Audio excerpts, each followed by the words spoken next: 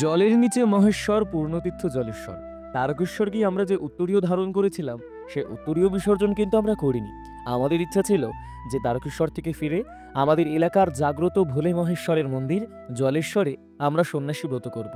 তো সেই মতন আজকে ছিল ব্রতের একেবারে শেষ দিন। শেষ দিনের নিয়ম হলো মন্দির থেকে তিল হলুদ সংগ্রহ করে সেটি গায়ে মেখে তারপর বাবার উদ্দেশ্যে চরুপ্রসাদ নিবেদন করা এবং ব্রত পরিত্যাগ করা।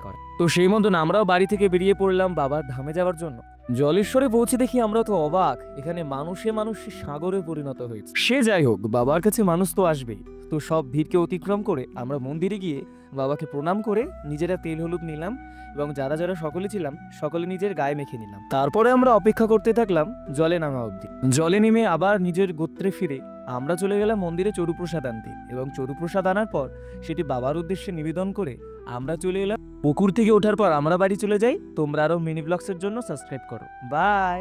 কেউ কিন্তু কমেন্টে হর হর মহাদেব লিখতে ভুলবে না।